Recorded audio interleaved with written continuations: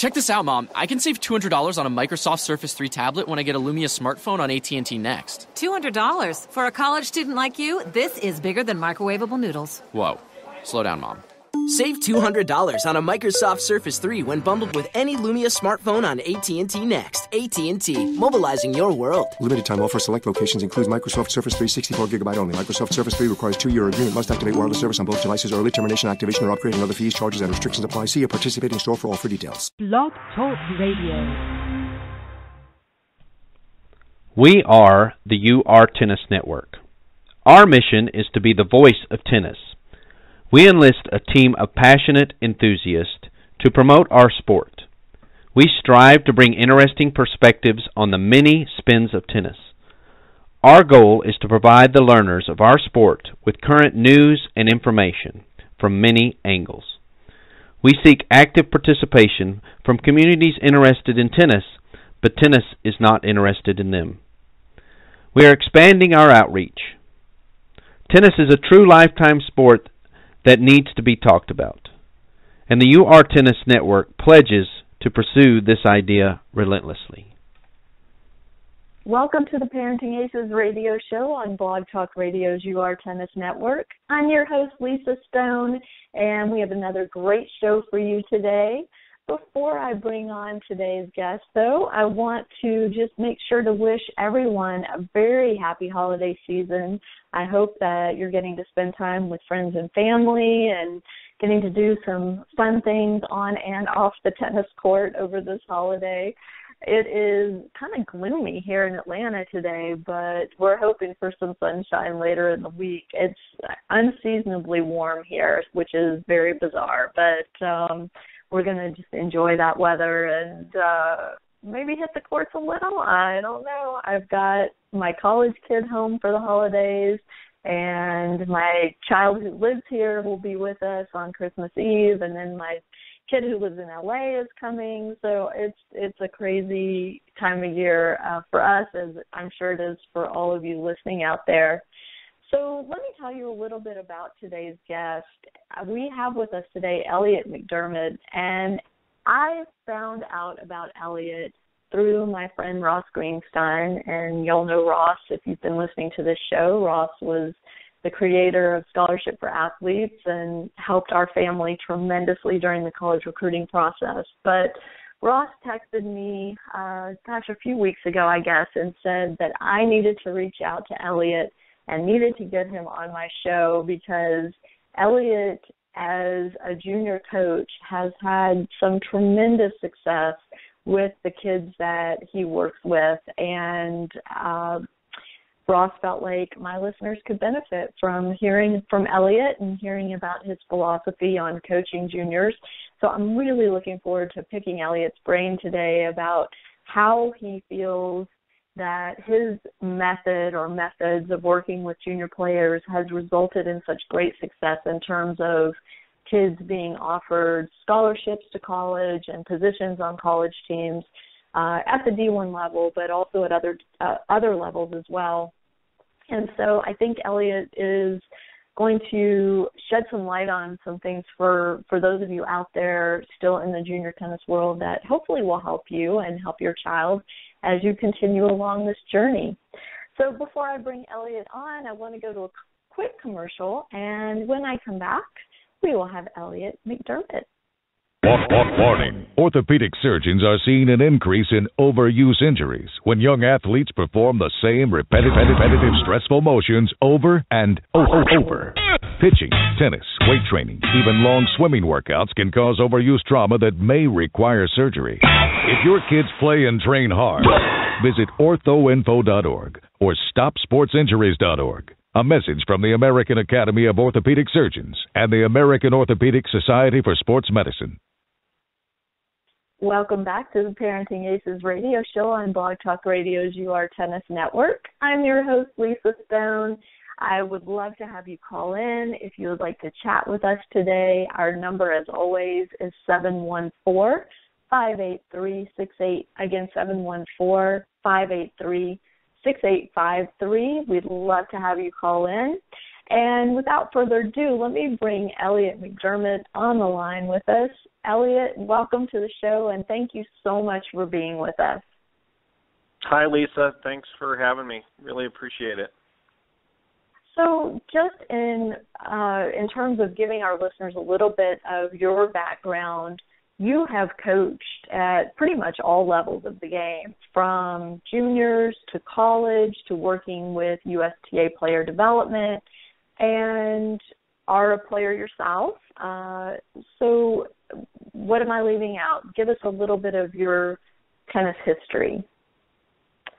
Well, I grew up as a kid in Southern California and pretty much just played junior tennis there. Got a late start in the game when I was 11 or 12, competitively, not till I was 13 or 14, and really took to it. And so I decided to continue to play and, just immersed myself in the game and played all the way up through the juniors, played some junior college tennis there in Southern Cal, and then played some for the University of Redlands, and ended up finding myself my senior year of college moving to Kansas, of all places, where at the time I thought that nobody knew how to play tennis in Kansas, coming from Southern California. And I came here chasing after a girl, and I now am married to her, and we have 3 daughters, and I'm still here. And I found that actually Kansas and Kansas City has great tradition of tennis, and I really value the difference in work ethic and what's important to people that are raising their kids here compared to what I experienced as a kid in California, and that's part of the reason why I'm still here. So, yeah, I did coach at every level and started thinking that I was going to be a college coach and specifically a small college coach. One thing led to another. I went to the University of Kansas to be the men's assistant. They dropped the program the year that I was there. There was kind of that rash of men's programs that were being dropped around that time, and just decided that I didn't think that was the most stable route to take, and so I got into coaching juniors, and then in 2008, a good friend of mine and I decided to start our own academy, and we've been doing that since then, and just this year recently purchased a club here in Kansas City, and just continue to do what we really like to do every day, which is coach kids that are really motivated and want to see how far they can take tennis. That's fantastic. And the name of your academy is K-Cut, Kansas City. Yeah, Kansas Go City ahead. United Tennis. Yeah, sorry. No. And if people want to find you online, how can they find you? They can go to opracketclub.com, and there is a link there to all the academy information, which is the K-Cut Academy. That's the easiest way. Yeah. Okay, perfect. So let's start by having you, and I'm putting you in the hot seat here, having you share with us your philosophy of coaching junior tennis players. What does that look like? Well, there's a lot to it. I think that first and foremost, the kids that I like to coach are the ones that really like to play the game, as opposed to just attaining things in the game. And so I really look for those kids that have a natural joy playing. And that kind of leads to then the way that I try and coach, which is introducing to them that the relationship that I have with them is not one of where they come and maybe take a private lesson from me, or they do a clinic at the academy and and then we say, okay, see you next time. I try and explain to the kid at the beginning that this is a process, and it's a long process, and that we're in it together, and that I'm there to lead them to whatever goals that they have. And along the way, we really have to try and take each day and each hour by itself and just stay in the present, working on the things that they need to get better at. And I guide them through what my suggestions are for ways to improve the areas they need to improve on, or capitalize on the things that they're good at, and ultimately, see how far they can go. And that's a big part of it too, because what their goals may be something that they end up not attaining, and sometimes they surpass their goals. And so I think that it's important that, they have their eye maybe on a long-term goal, but the things that they do along the way are the things that they really want to pay the most attention to and take the most pride on, or pride with. And so at the end of the day, the thing that I have the hardest time with dealing with the kids is that they have a certain expectation of how they should do or how good they should be. And when they don't reach that level, or they're not at that level at the time, that, they're disappointed, or they're unhappy, or they get discouraged, and they question whether or not they're, doing the right thing. And I try and keep that all in perspective for them, that, whether it's tennis or anything in life, we have to look at where we are and come to grips with that, and accept that where we are right then is where we are, and deal with that, as opposed to thinking about the shortcomings and where we thought we should be, or where we're not, which just is really counterproductive. So I try and explain that whole big picture to them at the beginning, and I try and explain that to the parents too. And, along the way, we're always kind of trying to come back to that point where we're saying, okay, this is my goal. I'm not there yet, but this is where I am right now. So let's deal with this, and then we'll just take a step forward. Okay. And so you have those conversations with the kids, and as you said, you share that with the parents as well. Where do you see parents fitting in to the whole junior tennis development process? What should our role be? Well, one thing that we do here at the Academy is we have an orientation meeting when a new player comes in to the program, and we outline all of our guidelines and rules and expectations. And then we also explain to them that we will meet with them 3 times a year and have a parent conference. As the player gets older in high school, many times we have the player there as well. But we do parent conferences, and in those conferences we go over a suggested tournament schedule, and we go over a player development plan, and then discuss any changes that have occurred in the program, philosophically or whatnot. And then we discuss any specific issues about the player that may be happening at home, or things that we've seen at the club. And so anyway, we do that 3 times a year.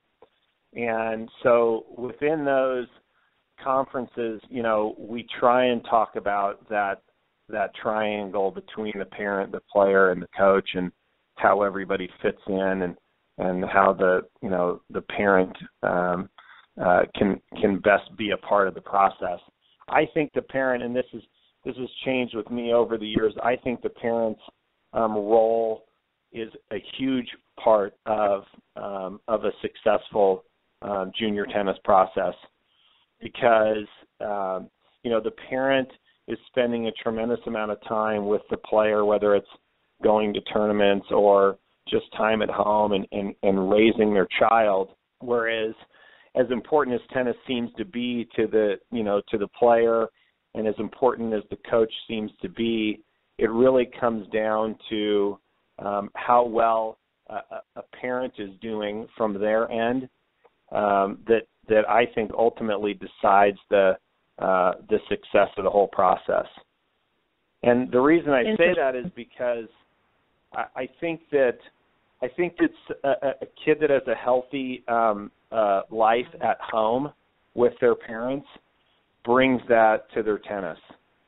And when they don't, you can really see some of the areas where the parent is maybe not separating their role from I think those lines get blurred. And in defense of the parent, I think too, if a parent comes and they're observant of what's going on in the training, or they're observant of what's going on at a tournament, I think if they see things that they don't think are right, they're going to get more involved. And I think that happens a lot, because I think there's a lot of things that go on in training and at tournaments that really are probably, somewhat negligent, either from the coach or the program, or, at a tournament with a coach or what have you. So I don't necessarily blame the parent a lot of times in those situations, but I try and talk to them about, what makes a great parent in terms of their support of their kid pursuing their sport or their academics or what have you. So, Sorry, can I interrupt you 1 second? Because I don't want this to get swept away. You mentioned that sometimes there are things that go on that are negligent. Can you give a specific, just for the parents listening, what would you consider something negligent that a parent maybe should pay attention to and bring to the attention of the coach or the program? Yeah. One good example, through my experience with the Regional Training Center program from the USTA, was that a lot of parents of kids came to these Regional Training Center camps, and, they were mandated to come and sit into these meetings with national coaches and really see what the USTA was looking for in the next crop of hopefully American professionals. And the good thing that came out of it was a lot of parents that really didn't have any idea about what should be stressed at certain ages of development. Now all of a sudden we're able to see that what their kid was learning and what they were paying for back in their hometown was really not right. And whether it's, grips or drills or footwork or, all kinds of things like that, the parent then all of a sudden goes, well, why isn't my kid learning that stuff? Why's my kid got a super Western grip on their forehand, or why does my kid not know how to hit a slice backhand, and all these other kids do, or my kid never does a dynamic stretch before they practice, so all of these things, and what I realized was the programs that are already doing those things right had a huge advantage over those that didn't. And so, the parents would go back, I think, to these pros where they were and say, hey, what the heck's going on here? I mean, I pay you a lot of money, and, my kid is grossly underdeveloped in all of these areas that the USTA says are important. And that began I think, to change some of the, some of the way things were being done at these clubs or with these pros, because the parents who, are essentially paying the bills are saying, you guys got to clean up your act and start, doing things better, or I'm not paying for it anymore. And so I think that there was a shift there that I think was good for tennis in the United States. But going back to your question, that's, I think, when, a parent doesn't know those things, they just, take their kid to the club, and, the pro talks a good game. And sometimes I've said, I joke that the two things that you need to be a successful tennis pro is you need to be loud and you need to be opinionated.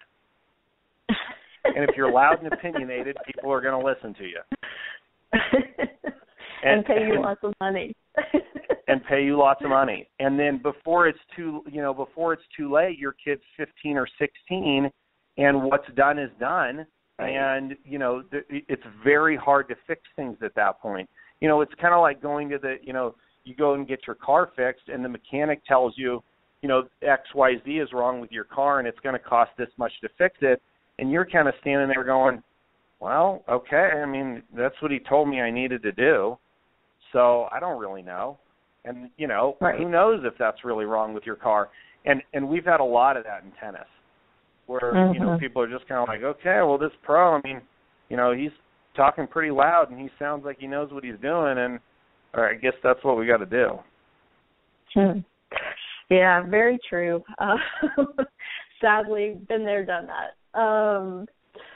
So let me shift gears a little bit. One of your underlying tenets is sportsmanship, good sportsmanship. Yeah. And the importance of good sportsmanship. And so I would love for you to dig a little into that and talk about how you educate not just the player, but also the parent, because let's face it, the majority of the time the player is with the parent at tournaments, and the parent is the one who is responsible for enforcing good sportsmanship, nice behavior, and all of that.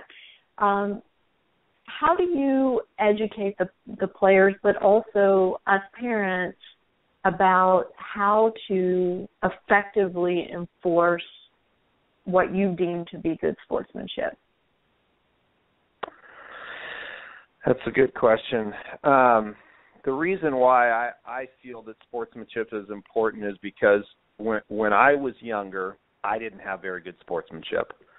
And I had a great coach as a kid who really took me under his wing and told me that the way that you act on a tennis court is a reflection of the way that you will act in life when things become stressful or pressured. And I looked at the way that I acted sometimes on the court and realized that's not the kind of person that I want to be out in real life. And so that kind of started the change for me. And, it wasn't perfect, but I realized that I had to do something, to control that. And so that's kind of the seed that has started, why we take sportsmanship so seriously. I'll give that story sometimes to the parents and the kids. And I think what's helped us be successful over the years is that by putting sportsmanship at the lead and as the highest priority above winning success, is that with good sportsmanship, most of the time results will follow. So, from a parent's perspective, if I don't have the buy-in from a parent on behavior, then it's very, very rarely is it ever a success. So if I have a parent that's kind of turning a blind eye or making excuses for the kid or, saying that it was somebody else's fault or it's not that bad, or they're worried that the kid will just throw their hands up and quit if the parent is too harsh on them, then it doesn't work out. If I have a parent that is right there with me, and really sees, the value in that, then things really go well. So, for instance, if a parent sees that there's behavior issues on the court, they need to make it very clear to the player what the expectations are and what the consequences are. So I feel like if a player misbehaves on the court, they don't deserve to compete. And in some cases, they don't deserve to go to practice either.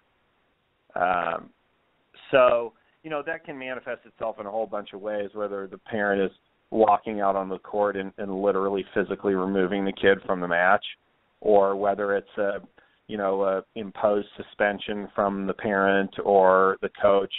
There's all different kinds of ways to do it, but I think it just goes back to the parent saying to the kid, look, I'm your mom and dad, and it's important to us because we're raising you to be a certain kind of person. And if you're going to do things that are not are things that we don't think are acceptable, then you're just going to lose this privilege. Well, I think, one of the challenges that comes up, and I agree with you, by the way, and did not do a very good job with that. One of the challenges that comes up is when you've traveled to a tournament and, you're paying for a hotel and you're paying, for meals and blah, blah, blah, blah, blah, and your kid misbehaves during a match, and it's like, oh my gosh, and I get that there's a bigger picture here other than the amount of money spent on a particular weekend, but I can tell you just from personal experience that comes into play. And you're a parent, you understand that, when you've made an investment of time and money, when you see your child behaving in a certain way and oh my gosh, I should totally yank them out of this tournament, that we're done and we're going home. But that other stuff does come into consideration, and it's a difficult choice. That said, I agree with you that we as the parents need to take that stand and make that difficult choice, because our children certainly aren't capable of it. Right. Well, I think it's a matter of, again, keeping this big picture viewpoint where, yeah, from an individual weekend standpoint, I totally agree with you. But from a bigger picture, I don't think that doing something as harsh as just packing up the car and going home is something that would happen a whole lot, did that more. And because a player is going to go as far as they know they can go. And if they know that, there's real consequences for not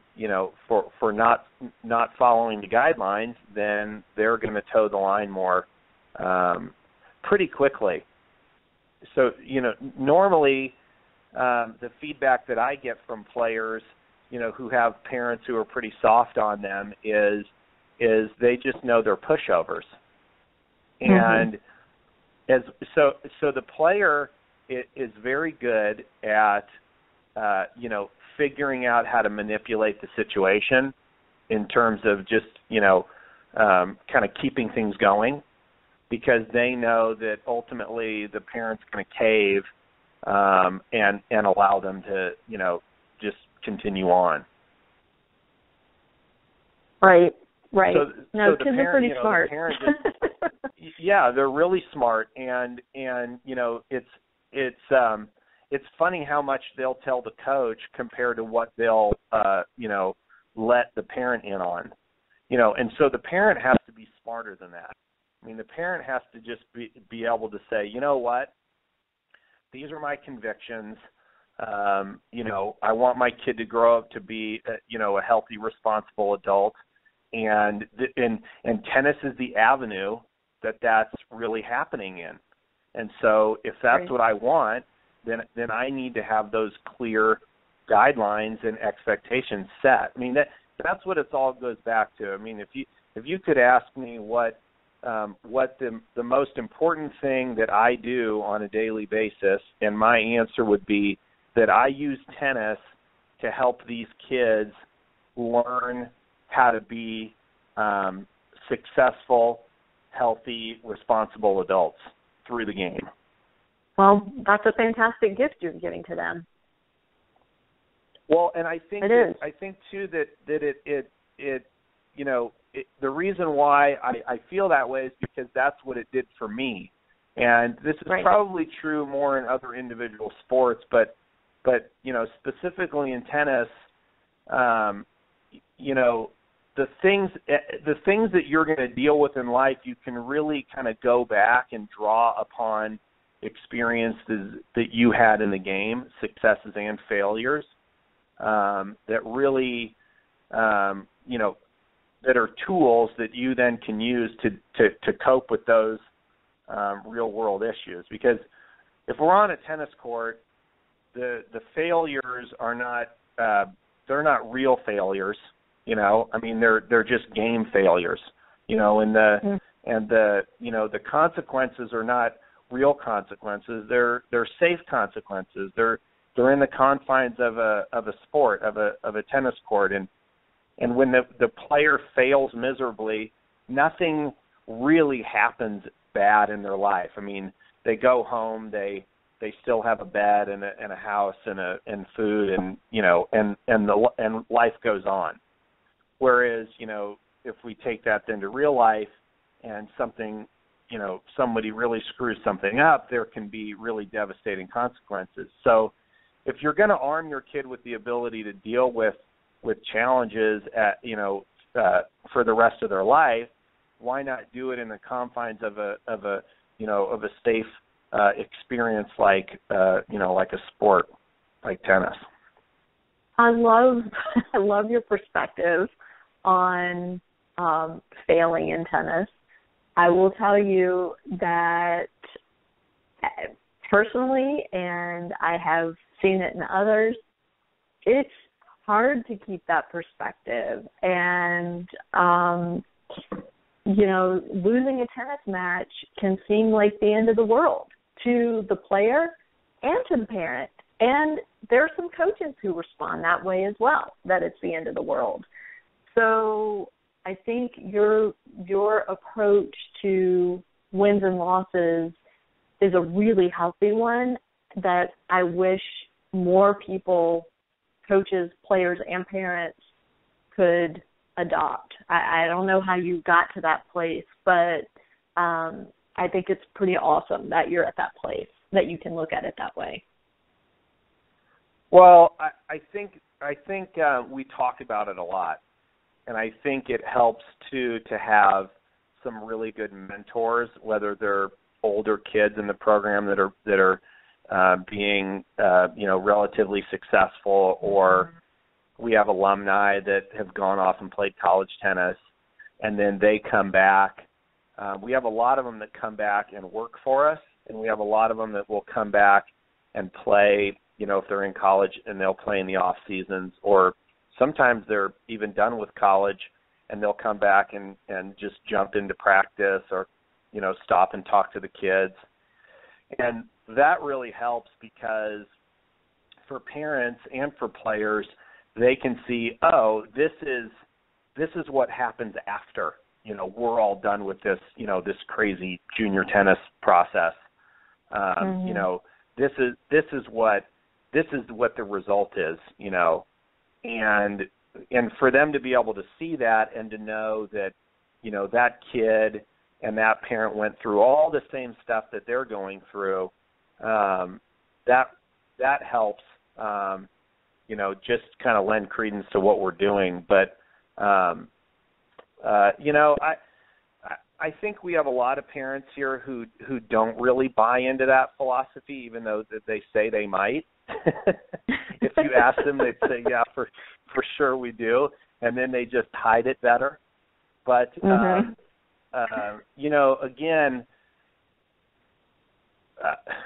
of all the good players that I've had the opportunity to work with, I thought about, what is the same with all of those players, because they all have different strengths and weaknesses and body types and personalities and upbringings and all this stuff. So is there a constant that's the same with all of them? And the one thing I came up with was that they all play as hard as they could all the time.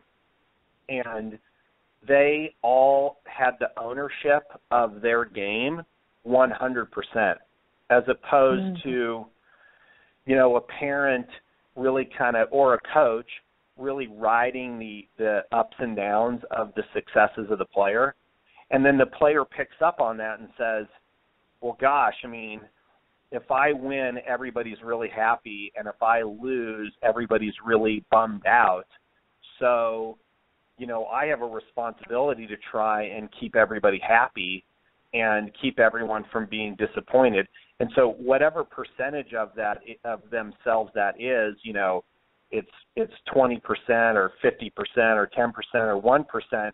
If a player doesn't 100% own the successes and the failures of their game, then they're just not ever going to play as hard as they can all the time, because some of that they don't own. Some of that they know that mom and dad own or the coach owns.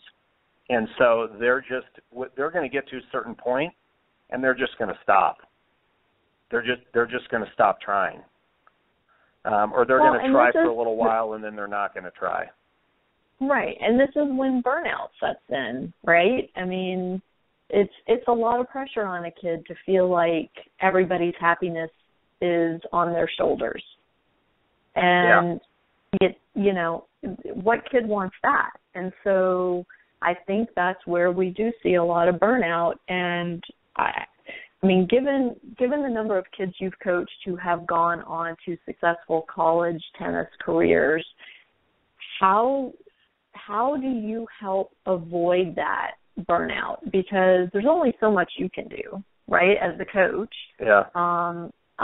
I would say a lot of it comes from the home environment, certainly, and then some of it's self-imposed by the kid. Maybe they're exposed to, life outside of tennis and realize what they're missing, and I'm using air quotes here, but I think that's a huge challenge, and I think, I would say more kids than not go through periods of burnout, but helping them kind of push through that and get to the other side is really tough.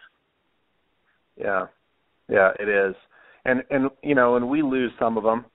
There are some that just are playing for the wrong reasons, and I think that they get to the point where they realize that, they're not happy doing what they're doing.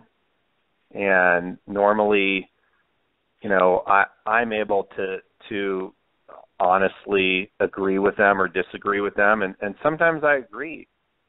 Sometimes I think that it's just not, sometimes playing an individual sport at a high level is just not the right fit for every kid. And I think that there's a lot of kids that play because they like to accomplish things. Whether it's getting straight A's or a good ACT score or being an Eagle Scout or, being ranked in the top 50 in tennis. I think that there are some people that really just like to attain things. And a lot of times that doesn't work out. Sometimes it does, but lot of times that doesn't work out in tennis because, when a player goes through times where they're not attaining what they want, they become very unhappy and they're not really playing because they like playing. And so we can lose players that way, or we can lose players because, frankly, there's too much pressure at home, and there's no outlet or there's no escape from that pressure other than just saying, I'm totally done. I tell the parents, don't talk about tennis at home. If the player wants to talk about it, fine. But when you're at home, do other things. Talk about other things. Watch other sports on TV, or talk about other subjects other than what's going on with tennis. And I find that players that have a home like that tend to have better longevity. A player needs a place that they can go and not be a tennis player. And if that can't be at home where they spend so much time, then, it's pretty suffocating. I mean, they can go to school, and that's about it. And so, that happens a lot too, where a player says, tennis is just taking up too much of my time. I think I'm going to focus on my academics. And, my response to that is that it's all about balance. You should be focusing on your academics because you're a student athlete. But you can focus on your academics and your tennis and, your social life and learn how to balance and organize and compartmentalize all those things, and not just say, well, I don't have enough time, I'm just going to focus on my academics. That's normally, a sign of burnout. So I think if I could give advice to parents about that, I normally say keep tennis at the tennis club and allow your kid a place to go and, just be a kid. Yeah. No, I think that's great advice. And it's challenging. I mean, we know it's challenging. And, especially if tennis is a family affair. If you've got more than one child that's playing and, mom and dad are playing, it's tough. It's tough to turn it off. But I think your advice is dead on. So now I want to switch gears again because we've got about 17 minutes left, and I want to make sure we talk about this. You have had incredible success with kids leaving your program and going on to play college tennis. What are you doing that's creating an environment for these kids to be successful at the collegiate level and through the recruiting process first? I think I mentioned the mentoring program. I think that has a lot to do with it.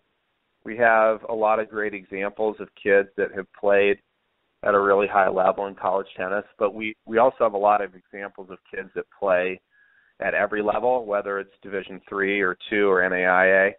And I think that when those players come back and, our younger kids are exposed to them and get to hear their stories, that really helps to bolster, our goal, which our goal in the academy is not necessarily for every kid to graduate and play college tennis.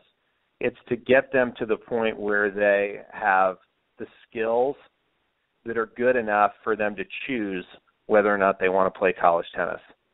So some really good players end up choosing not to.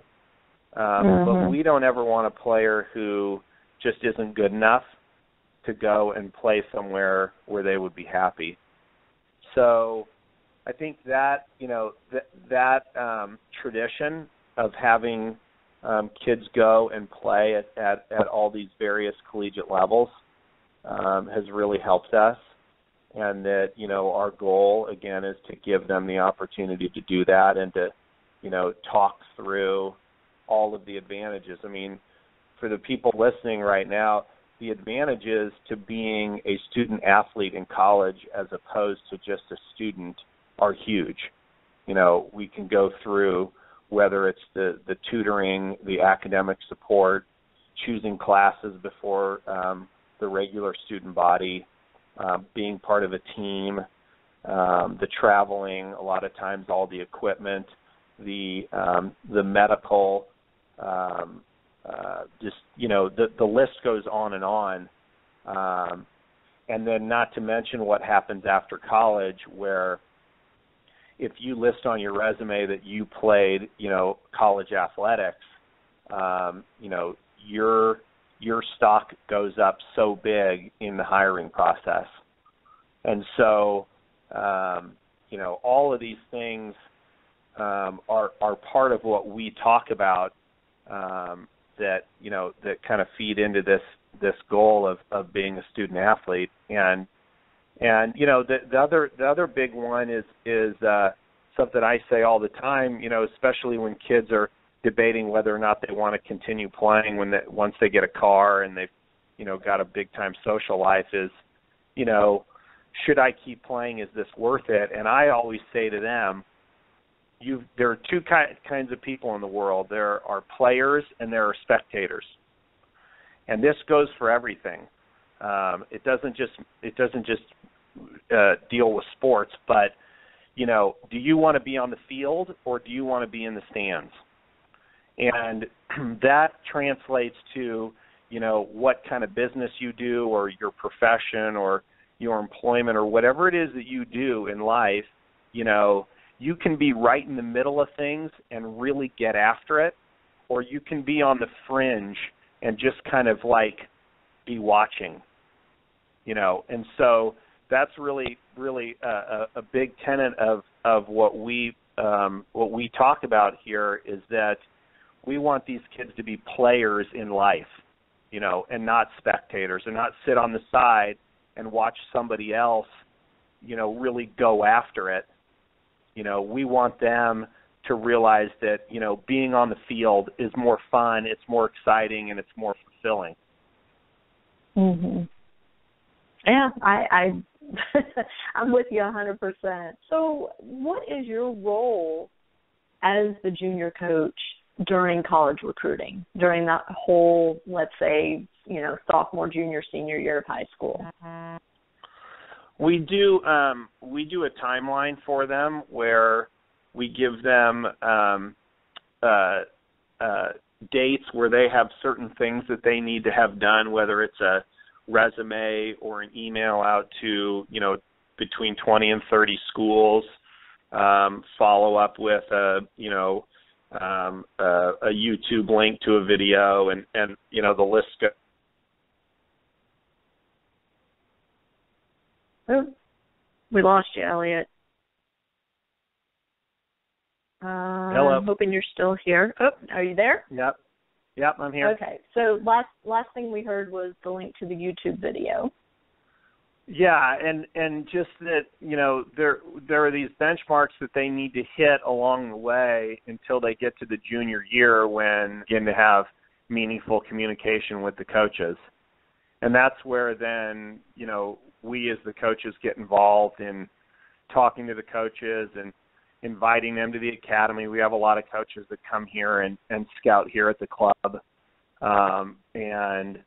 And then we get down to the nitty-gritty, you know, towards the end of that junior year, and sometimes we call, you know, Ross Greenstein and ask for his help if we're struggling with finding the right fit for somebody. But I think what's been nice is that with the contacts that we have around the country with these coaches at these different levels, we normally can give some good suggestions to the kids of places they should look, and get what their priorities are, and figure out what they're looking for, and then help them find the right fit, because the right fit may be something they've never thought about. And sure, you know, what they think is, you know, the place that they want to go, the end all be all, you know, ends up being their perception of that is much different than the reality. So we we try and help them kind of sift through some of that stuff and get to what they really want out of their college experience. It's like when you think you want the brand new shiny red sports car, and then you get it, and you drive around in it for 3 weeks, and then after about a month, the car is just a car. And you got to get in it every day, and you got to go from point A to point B. So was it smart to get that sports car, or should you have gotten something that really fit your needs more? And we try and make that college process, let's get through all of that, shiny, nice stuff and really get to the nitty-gritty. And what is the parents' participation along this process with you? I think that the parents should say to the player, this is an opportunity for you to really learn about, how to go through this process and to hit your deadlines and to do the things that, the coaches are asking you to do, and, really put that ownership on them. And then once that gets narrowed down to maybe, 5 to 10 schools, I think the parent should get involved in trying to get to know the coach and the school and begin to research the finances and figure out, if it's a good fit for the kid. I think one of the other things that's really important is that the parent knows what environment their kid's getting into. And one of the best things that I ask the parents to do is be involved in helping the player, talk to alumni that have played for that coach and that school, and talk to some parents of former players that have played there, and really get honest perspectives on what it was like to play at that school. Because you're not really going to get that from the coach, obviously, and you're not really going to get that from current players that are on that team. And so, it's helpful that there's an adult helping that kid kind of find some people to get some honest opinions from. And I will say there's so much turnover in college coaching and even in athletic directors. So a lot of times you have to take that information and really figure out how heavily to weigh it, because a coach could leave, an athletic director could leave, things change. And so I think that's, just from having gone through this process with my son, I think that's really important to keep in mind as well. And one of the helpful things that Ross shared with us was you really need to choose the school, not the coach. And Agreed. You need to make sure you're happy at the school, because, again, coaches leave, and you want to make sure that, if it's a different coach, you're still going to be happy being in that environment. 100%. But you also don't want to go there and start your college experience with somebody that maybe isn't who they, profess themselves to be, and in a program that isn't really what it looks like it is on the surface. So I totally agree, and we've had a lot of experiences like that where the coach leaves and, the player stays because they love the school. First and foremost, the school has to be the most important thing. And if they weren't playing tennis, would they still be at that school? Mm-hmm. But at the same time, the program is the coach. And so you want to make sure that you're at least starting off in a really healthy environment with somebody who's going to really have your best interest in mind, and someone that's going to continue what you had in junior tennis, hopefully, which was, a really good mentor and a really good environment to spend your time in on the tennis court. Right. And I think it's interesting to note that, as tennis parents, we get very familiar with the big name programs out there. We tend to be less familiar with the mid-majors and the D2 and D3 programs, and of course the NAIA programs. So I think it's very important to go into the process and tell me if you agree with this, Elliott,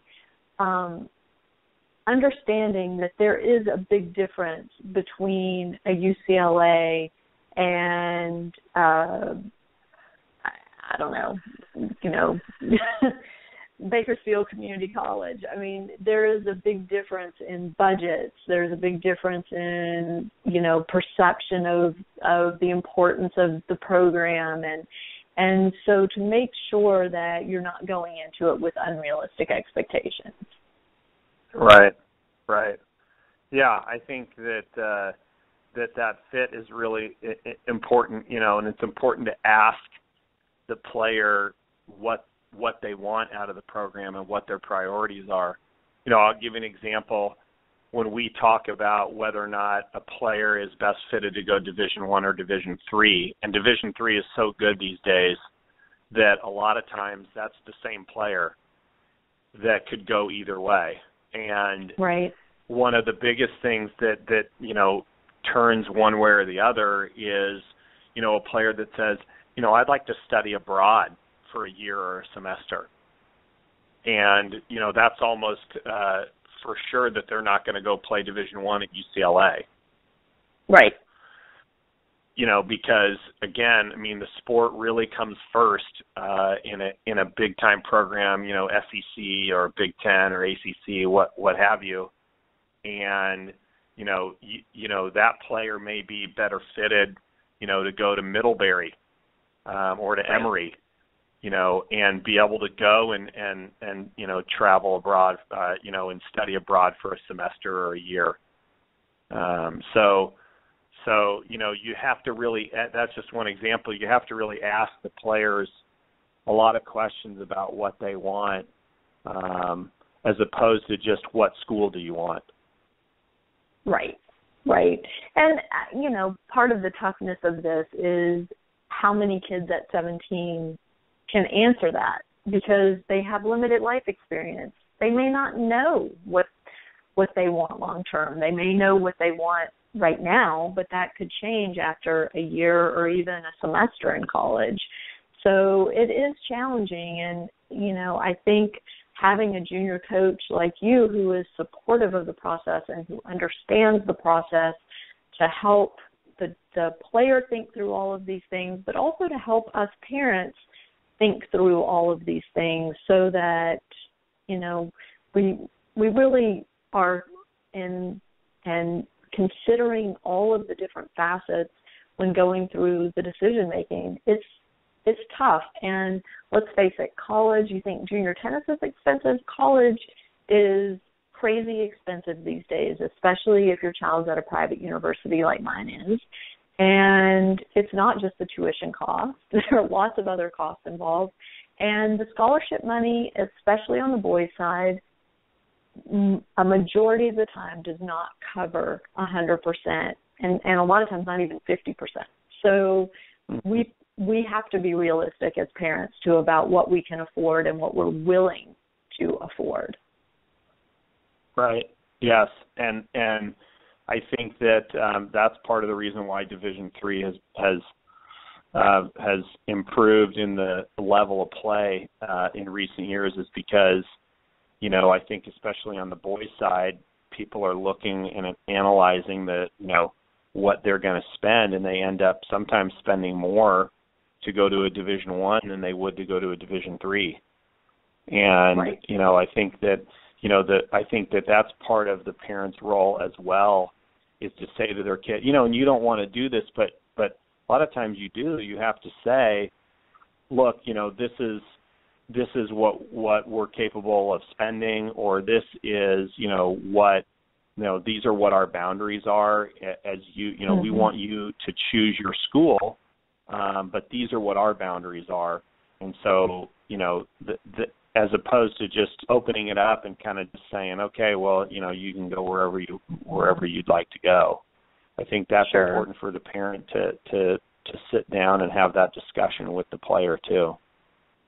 Sure. Well, Elliott, we are running quickly out of time here. So I want to, again, say thank you to you for taking time out. I know it's a crazy time of year, so thanks for being with us today. And to my listeners, I hope you've learned something. I sure have. Elliott, continued success to you and the kids that you're working with. I love hearing about all that you're doing, and hope you'll come on the show again and report back. Thanks for having me, Lisa. I really appreciate it. Sure. And to my listeners, a very, very happy holiday to you. Enjoy every minute, whether it's on the court or off, and we'll see you next week on Parenting Aces.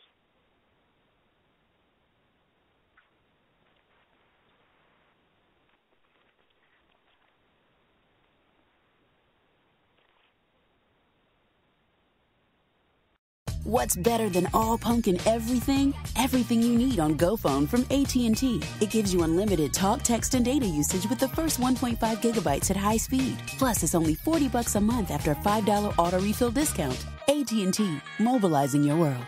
First payment is $45. $5 discount applied to monthly rate plan charge upon enrollment and auto refill. After first 1.5 gigabytes, get data speeds up to 128 kilobytes per second. Additional charges and restrictions apply. See store for details.